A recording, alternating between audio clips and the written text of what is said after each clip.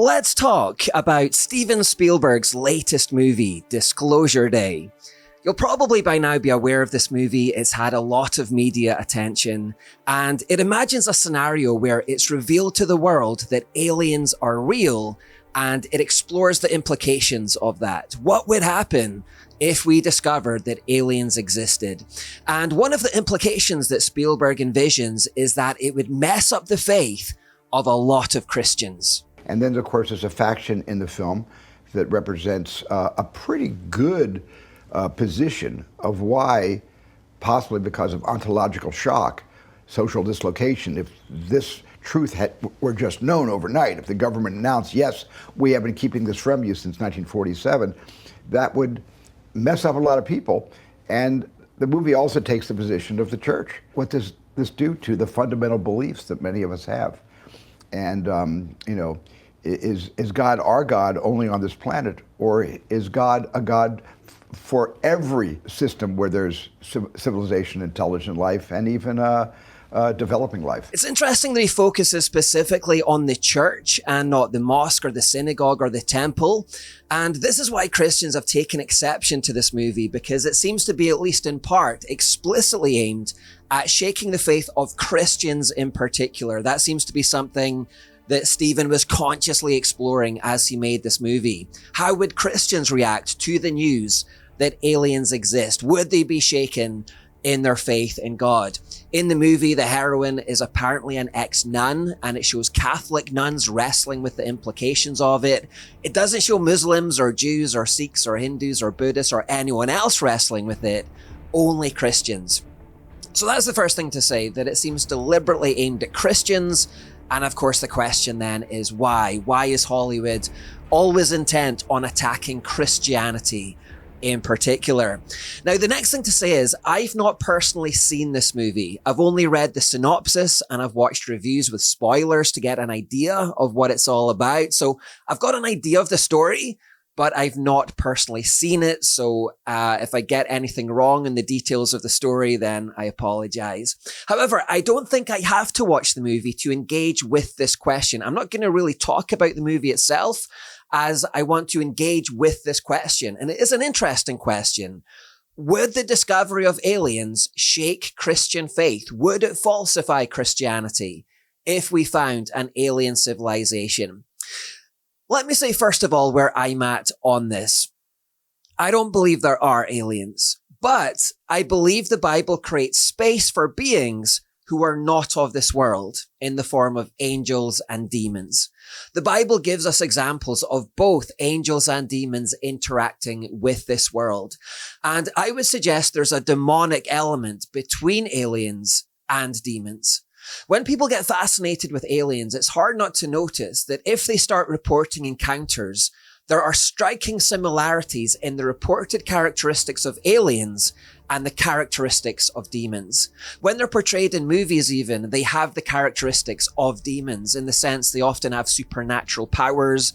Often they're able to possess humans and speak through them like demons and make the humans act against their will. This was a trope that was used in Independence Day.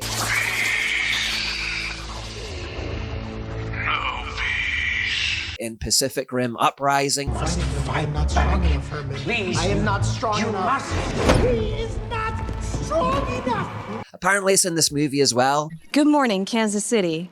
Let's take a look at today. Today is today's.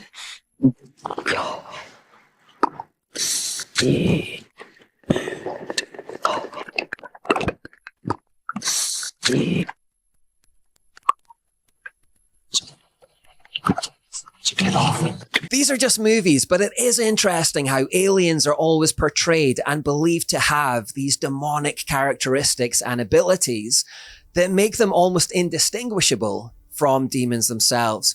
It's also worth noting that the places where supposed alien sightings and contact are supposed to have happened, these also tend to be places with a lot of New Age spirituality and occult activity going on. People who are interested in New Age spirituality and the occult tend to also be interested in aliens. In fact, if you've ever seen these little independent shops, these little independent New Age spirituality occult shops, they're normally in a back street somewhere with bars in the windows and they're really dark inside. If you've ever looked through the windows of these New Age shops, these occult shops, in amongst the tarot cards and the crystals and the witchcraft books, you'll often also see alien imagery in there. There seems to be a very strong connection between aliens and New Age spirituality and the occult. There also seems to be some connection between aliens and drug culture as well. So there's a kind of psychological darkness that's really hard to miss around the subject that is suggestive of demonic activity.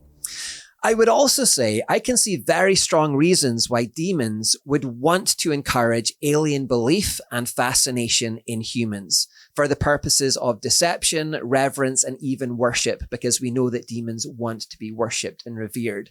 I'm not going to go down that path in this video, but I can see strong reasons why demons would want to encourage this, human beings to be fascinated with aliens. So that's my current position. There are no aliens, but there are beings who are not of this world. They're called demons, and there is a link between the two. Now, that being said, I'm going to go down a different path in this video because I want to really get into the crux of what I think is going on here with this movie, Disclosure Day, this question, would it shake our faith? I want to get to the crux of this. Materialists or atheists currently have no viable explanation for how life began on this earth. In the absence of a creator God, atheists have no idea how life got started here. There's no materialistic explanation for it.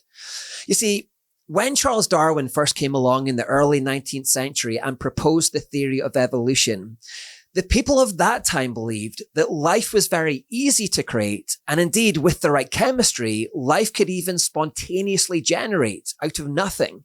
And that's what they called it, spontaneous generation.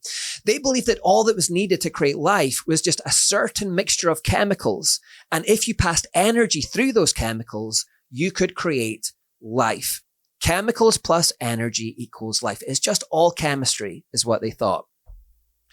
Now, the reason they believed this is because to them, life did seem to be spontaneously generating all around them. Random weeds would turn up in their gardens, seemingly out of nowhere. Moss would seem to appear out of nowhere on their roofs.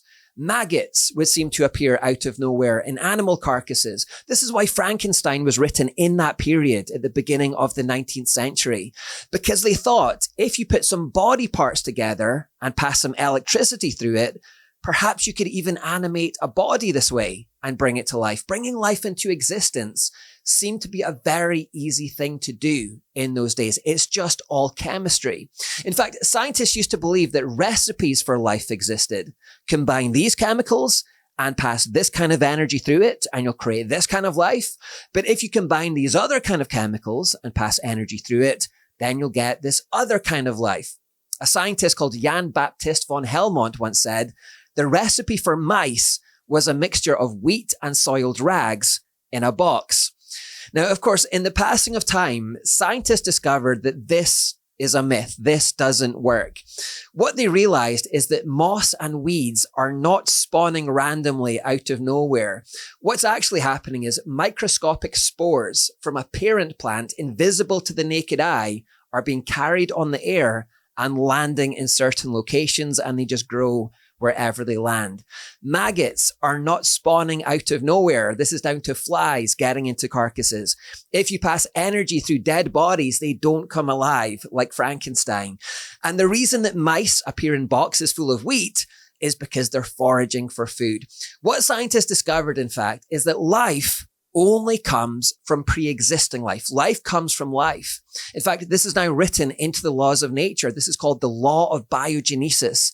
Life only ever comes from pre-existing life. Life never comes from non-life. You can mix up any amount of chemicals you want in any kind of mixture that you want, and you can pass as much energy through it as you like.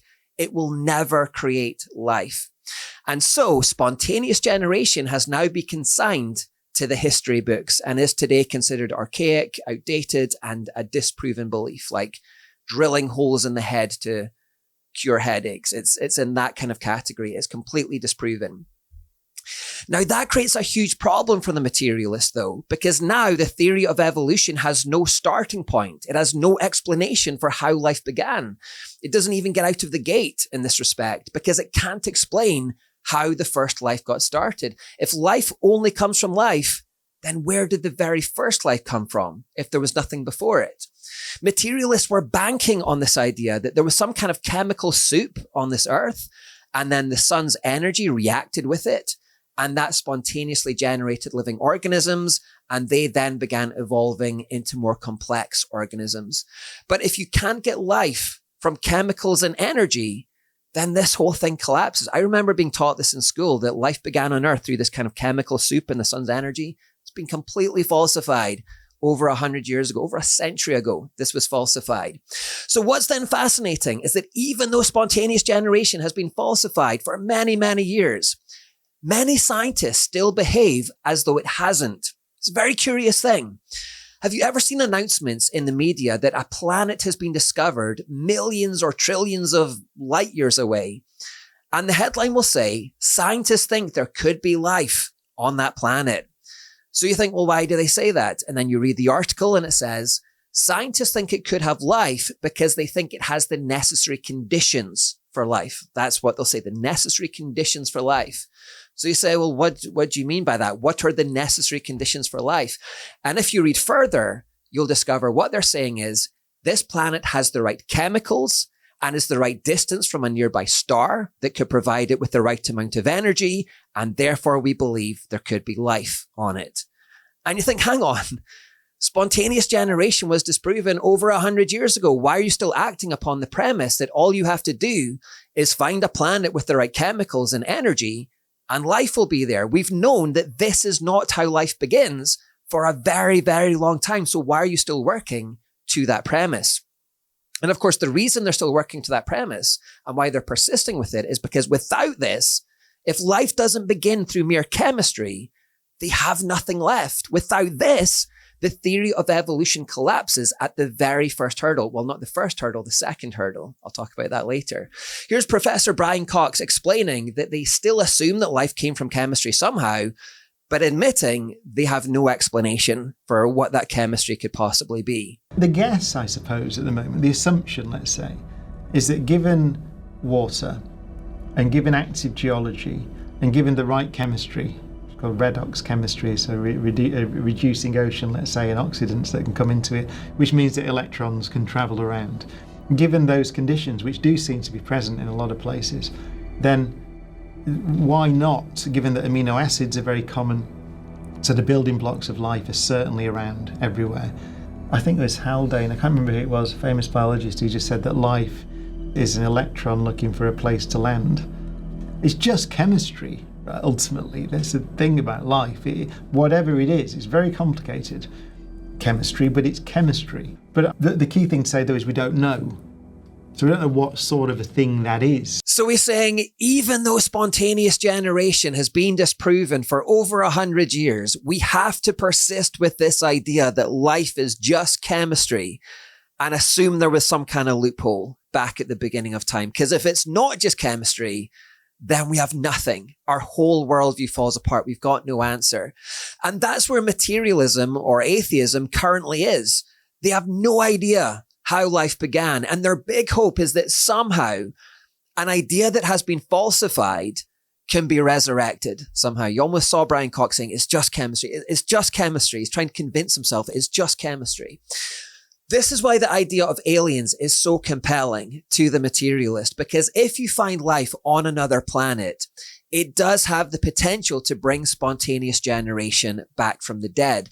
If they do find another planet that indeed does have a certain mix of chemicals like ours and a nearby energy source like a star like ours, and particularly if it's got water on it like ours, and if it then has life on it, they will say, we don't know how this works yet, but this is evidence that it does indeed happen. Chemicals plus energy does produce life somehow. And now spontaneous generation is back on the table. And now they've got a foundation for their worldview. Now they've got their explanation for how life began. And in their mind, finally, that means they have a viable way to remove God from the picture altogether as the creator of life. And then they'll say to Christians, Christians, is your faith shaken yet? Now that we don't need God in the picture. Now, although it would undoubtedly give some plausibility to the evolutionary theory, because right now it's simply not plausible. It's unscientific, it's anti-scientific because it's relying on disproven ideas, which we've known are disproven for a long, long time. You know, people often try to paint Christians as operating on blind faith and atheists as these rational scientific ones, but that is nonsense. As of right now, the evidence very strongly points towards an intelligent creator, and evolutionary theory is filled with these holes and anti-scientific assumptions that require a lot of faith because they're baseless statements that not only do we not see in nature, but they actually run contrary to what we see in nature. I mean, I said there was a hurdle before life. Materialists have no explanation for how even the universe came to be, let alone life within the universe. They can't explain how nothing, literally nothing, no thing, not even molecules or atoms, nothing can suddenly explode and create the universe uncaused. And they can't explain why that explosion was so orderly and fine-tuned. See, according to the second law of thermodynamics, the universe is moving from order to disorder, meaning the most ordered it's ever been is at its beginning, and it's gradually disordering, it's gradually disintegrating. How can an explosion create the most order the universe has ever had? Doesn't that read more like a creation event? Evolution can't explain how single-cell organisms can then increase in complexity. It has no idea about that, and thus overcome the second law of thermodynamics. They point at biological mutations, and indeed we can observe mutations, but all the mutations we've ever seen subtract information from the genome and cause devolution rather than evolution. They cause diseases and a lessening of the lifespan. They have no explanation for why all living things are coded with intelligent information in the form of DNA. We are coded, literally programmed, with a 4-letter chemical alphabet, and wherever you see information in this universe, there is always a mind behind it. Evolution asks you to turn off your mind and believe that information can simply appear uncaused, which is like saying a book can write itself.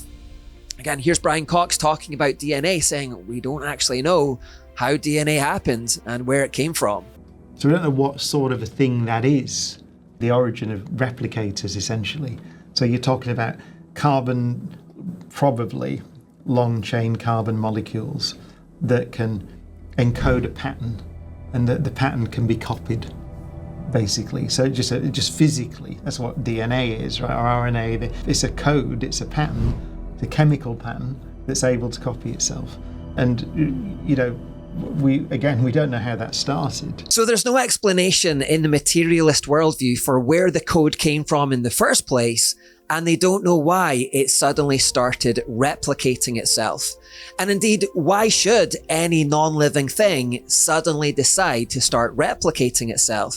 Because now you're subtly introducing things like a will to live, purpose, meaning. Why should non-living things suddenly decide they want to preserve and advance and replicate themselves? Have you ever seen a stone, for example, suddenly decide it wants to replicate itself? So where did all of this come from? They have no idea. I mean, even as you look at these animations, you can see that they operate like machines, really complex biological machines. There's like a factory inside of us. Materialists have no explanation for any of this. Talking of machines, they can't explain the existence of irreducibly complex machines in living things either. And they can't explain how, even if you begin with a microbe, even if you find a microbe, how you can then get from that to self-aware, intelligent beings like us. Given some kind of simple life, single cells, replicators, given that, how likely is it that you suddenly get something like us that has a conversation? Which is kind of a big jump. I mean, you think about what we are.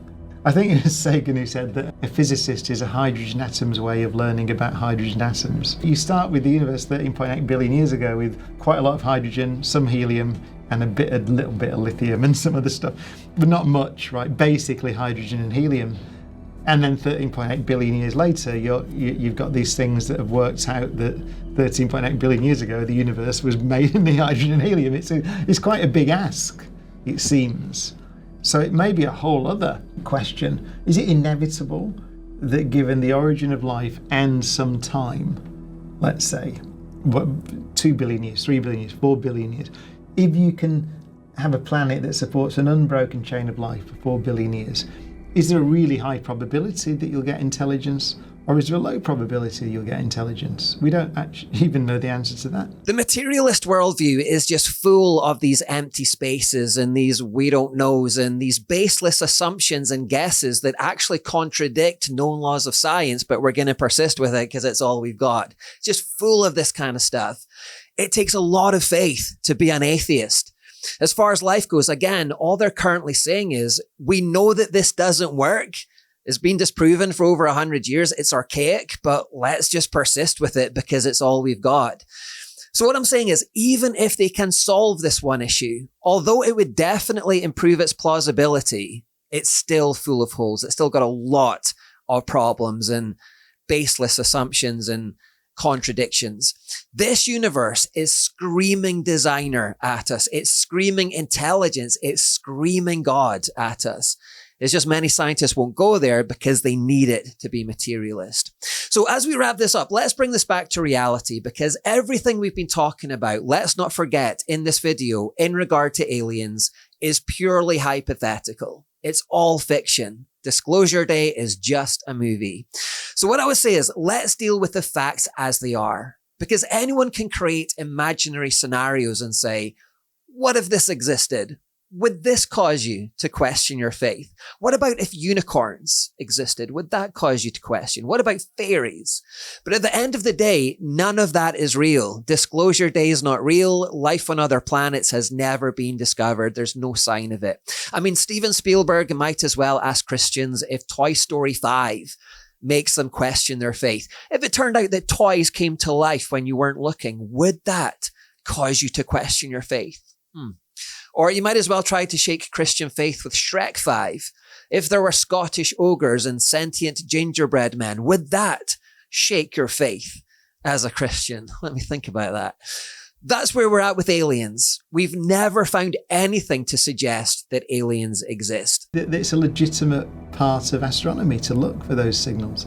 But I should mention that we haven't seen any. So again, let's deal with what's real here. The reality is that we live in an unimaginably massive universe with trillions upon trillions of planets and moons and stars. And despite all of our looking and listening and searching, we have never found evidence of life on another planet. This is called the Fermi paradox. The Fermi paradox says that if evolution is true, and if the materialist worldview is correct, and you just need chemicals and energy to create life, then there should be life all over this universe, just spontaneously generating all over the place, like moss or weeds. It should be like a Star Wars movie out there, different kinds of chemical recipes, creating different kind of creatures in different parts of the cosmos, like Wookiees and Ewoks, all kinds of things. It should look like that if the materialist worldview is correct. And yet when we look out there, there's silence. There's absolutely nothing else out there that we can find. Well then, that being the case, materialists and atheists and evolutionists, if an imagined abundance of life out there is supposed to shake Christian faith, doesn't the real absence of life out there currently shake yours? Because if we're being logical, it should. If we're supposed to be shaken by myths, then how much more should you be shaken by the truth? If we're supposed to be shaken by fiction, how much more should you be shaken by the reality? If we're supposed to be shaken by movies, how much more should you be shaken by the truth? Right now, the science just isn't on your side. Now, if they find life out there, and right now they're looking pretty hard at Mars and Europa in particular, and the results should come back within the next 10 years. And of course, we should explore, we should look for the truth. So all of this science is worthwhile. We should be doing this. If they find something, then we'll come back and we'll talk about it and we'll look at the reality as it is. I mean, What if they find aliens out there and those aliens also know about the God of the Bible? And what if they're worshipping him too? You see? We've got to deal with things as they actually are. There's no use imagining things and hypothesizing things as though that should shake us. As of this moment, the materialist, not the Christian, is the one who should be shaken by the facts, by the reality, by the truth.